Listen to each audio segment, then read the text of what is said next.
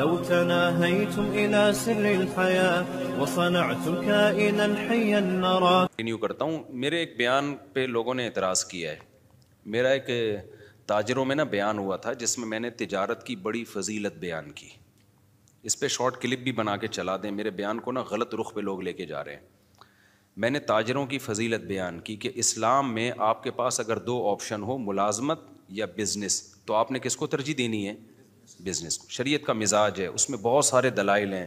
ہمارے نبی نے بزنس کیا, صحابہ میں زیادہ تر تجارت کرتے تھے. قرآن میں تجارت کا جگہ جگہ تذکرہ ہے, حدیث میں ترغیب ہے. یہ حدیث ہے کہ اللہ نے میری امت کے 10 حصوں میں سے 9 حصے روزی تجارت میں. اگرچہ یہ حدیث کی سند پہ کلام ہے, لیکن یہ کوئی اتنی کمزور حدیث نہیں ہے کہ اس کو ایک پہلے سے ثابت شدہ فضیلت حدیث کی میں ہے نا تجارت کی, تو اس کی فضیلت میں کے طور پر بیان کرنے میں کوئی حرج نہیں ہے. لیکن اور بہت ساری حدیثیں ہیں. تو اس پہ کسی نے کہا کہ بھائی اس سے تو یہ پتہ چلا کہ پھر ملازمت بہت بری چیز ہے. تو میں نے کسی بیان میں یہ وضاحت بھی کی ہے. دیکھیں, ملازمت کے 2 پہلو ہوتے ہیں. علی الاطلاق ملازم کو برا کہنا تو کسی بھی لحاظ سے ٹھیک نہیں ہے کہ جو ملازمت کر رہا ہے. ملازمت کے 2 پہلو ہوتے ہیں. ایک وہ ملازمت ہوتی ہے جس میں آپ کسی بڑے ویژن کا حصہ ہو, تو وہ ملازمت شریعت میں اس کی ترغیب ہے. مثال کے طور پر آپ ملک کی حفاظت کے لیے فوج میں جاتے ہو, ہے تو یہ ملازمت, لیکن آپ کا ہدف کیا ہے؟ ایک ملک کی کنٹری کی حفاظت کرنا. یہ ملازمت تو ہے, تجارت نہیں ہے. اس میں پیسہ بھی کم ہوگا. جو تاجر لوگ جتنا کما لیتے ہیں اتنا ایک فوجی بیچارہ جو بارڈر پہ لڑنے والا تھوڑی کماتا ہے. لیکن یہ ملازمت بہت محبوب ہے اگر آپ کی نیت اچھی ہے. یہ تو بہت مقدس عمل ہے.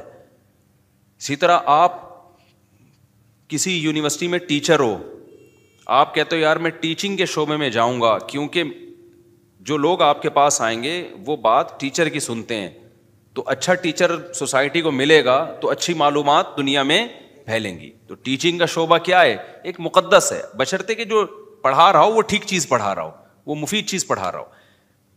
تو بہت ساری ملازمت کے شعبے. اسی طرح کوئی ڈاکٹر بنتا ہے تو وہ بھی ملازم, سرکاری ہسپتال کا ملازم ہوگا یا پرائیویٹ ہاسپٹل کا ملازم ہوگا, ہے یہ بھی ملازمت.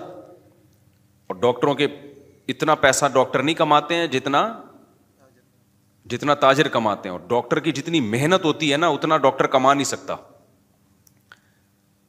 لیکن آپ اس ملازمت کو برا کہنا شروع کر دو, یہ بہت بری بات ہے. وجہ اس کی ہے کہ ڈاکٹر کا شعبہ اتنا مقدس ہے کہ انسانی جان کی حفاظت کا ذریعہ ہے. ہاں, ایک ملازمت وہ ہے جس میں آپ کسی کی جاب کر رہے ہو, آپ کو ایک مخصوص تنخواہ مل رہی ہے, فائدہ کمپنی کو ہو رہا ہے, اور کمپنی بھی انسانیت کو کوئی بڑا فائدہ نہیں پہنچا رہی ہے. جیسے آپ کولڈ ڈرنک کمپنی میں جاب کر رہے ہو. کس میں جاب کر رہے ہو؟ کولڈ ڈرنک کی کمپنی ہے, اس میں آپ جاب کر رہے ہیں. تو آپ کو ایک مخصوص تنخواہ مل رہی ہے, آپ نے چاپلوسی بھی کر رہے ہو باس کی, اور آپ مکھن بھی لگا رہے ہو, اور ڈانٹ بھی پڑ رہی ہے, گالیاں بھی مل رہی ہیں. فائدہ کون اٹھا رہا ہے؟ کمپنی. اٹھا لے فائدہ, کوئی مسئلہ نہیں ہے, لیکن انسانیت کو کیا دے رہی ہے وہ فائدہ اٹھا کے؟ کچھ بھی نہیں دے رہی. شوگر کے مریض بنا رہی ہے, لوگوں کا ویٹ کیا کر رہی ہے. گٹکا کمپنی میں جاب کر رہے ہو آپ, پان کمپنی میں, سگریٹ کمپنی میں جاب کر رہے ہو.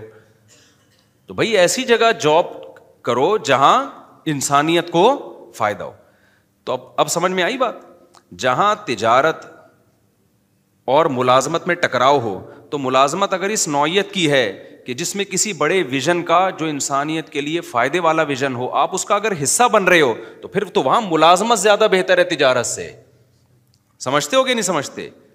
لیکن اگر کسی بڑے ویژن کا حصہ نہیں بن رہے آپ, کوئی انسانیت کے لیے زیادہ مفید چیز نہیں ہے, تو پھر ملازمت نہیں کرنی چاہیے. پھر کس کو فوکس, پھر اپنا ٹماٹر کا ریڑھی لگا لے آدمی. سمجھ رہے ہو نا, باس کی چاپلوسی سے بہتر ہے کیا لگا لے؟ ٹماٹر کی ریڑھی لگا لے آدمی. اس کو ہم وہ کرتے ہیں, اس کی ہم حوصلہ شکنی کرتے ہیں, اس ٹائپ کی ملازمتوں کی. لیکن حوصلہ شکنی کرنے کے باوجود بھی ایسے ملازمین کو برا بلا نہیں کہتے ہم. وجہ اس کی یہ کہ یہ اللہ کا بنایا ہوا نظام ہے کہ سارے تاجر بن نہیں سکتے. کیونکہ جب آپ تجارت کرو گے تو تجارت بڑے پیمانے پر چلانے کے لیے آپ کو ملازمین چاہیے. یہ دنیا کا نظام ہے, یہ اللہ کا نظام ہے. اللہ تعالیٰ فرماتے ہیں ہم نے ان کے درمیان معیشت کو, رزق کو تقسیم کر دیا ہے. لیتخذ بعضهم بعضا سخریا, سب کو ایک جیسی دولت نہیں دی ہے تاکہ بعض لوگ بعض کو کیا بنائیں, اپنے ماتحت رکھیں. یہ دنیا کا نظام ہے, یہ چینج نہیں ہو سکتا. تو کوئی بھی بڑا بزنس مین جو ملازموں کو اور جو جاب کرنے والوں کو گالیاں دے رہا ہے نا, تو آپ اس کو بولا کرو تیرے پاس جو لوگ جاب کر رہے ہیں نا, سب سے پہلے تو ان کے منہ پہ جا کے گالیاں دے کے ریکارڈنگ کر کے ڈال دے کہ جو چوکیداری کر رہے ہیں نا تیرے گیٹ کی, یہ بے غیرت ہے, ٹھیک ہے نا, یہ چوکیداری کر رہے ہیں, اس کو گالیاں دے سب سے پہلے. تو سمجھ میں آ رہی ہے بات کہ نہیں آ رہی ہے؟ وہ بھی تو پھر بے غیرت ہی ہو گیا نا جو آپ کی چوکیداری کر رہا ہے. بعض لوگ غریبوں کو بے غیرت, بے شرم, پتہ نہیں کیا کیا تانے دے رہے ہیں کہ یہ ملازمت کرتے ہیں, یہ ٹیچروں کے جو ہے نا وہ جو ہے وہ مکھن لگاتے ہیں, اور پتہ نہیں اس طرح کی فضول قسم کی باتیں. تو کوئی بھی ایسا شخص جب کوئی بات کیا کرے, آپ نے بولنا ہے کہ بھائی آپ جب کوئی بڑا بزنس کر رہے ہو تو آپ کو بھی تو ملازمین کی ضرورت ہے. تو یہ ساری گالیاں عام ملازمین کو دینے کے بجائے نا, سب سے پہلے آپ کی کمپنی میں یا آپ کے بزنس میں جو لوگ ملازم ہیں, آپ نے ان کو کیا کہنا ہے, بے شرم بھی کہنا ہے, بے غیرت بھی کہنا ہے. پھر دیکھو وہ اسی بندوق سے اٹھا کے سر پھوڑیں گے تمہارا.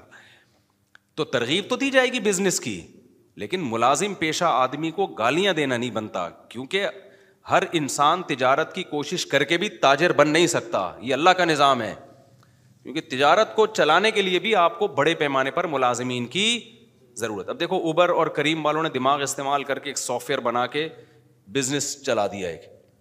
تو اگر یہ ڈرائیور نہ ہوتے اوبر کریم کے تو کیا ان کا بزنس چلتا؟ تو یہ ناممکن ہے. یہ تو ایک ایسی کامن سینس کی بات ہے کہ جس کے اندر سینس ہوگی تو وہ یہ سمجھے گا, سینس ہی نہیں ہے تو پھر ہم یہی کہیں گے کہ پیسہ آنے کے بعد کھوپڑی کیا ہو جاتی ہے, آؤٹ ہو جاتی ہے. تو السلام نے بھی ضرورت کے وقت ملازمت کی ہے کہ نہیں کی ہے؟ موسیٰ علیہ الصلوۃ والسلام مصر سے چل کے مدین گئے کیونکہ قتل کا کیس تھا آپ کے اوپر, تو آپ مدین گئے ہیں, تو اب وہاں کیا بزنس کرتے بھائی؟ تو موسیٰ علیہ السلام کو پھر 10 سال کے لیے ملازمت ملی بکریاں چرانے کی. تو موسیٰ علیہ السلام نے چرائی بکریاں, 10 سال چلائی ہیں. تو آپ اگر خدا نخواستہ ملازمین کو علی الاطلاق برا بلا کہنا شروع کر دو گے کہ جاب بری ہے, تو کس پر اعتراض ہوگا؟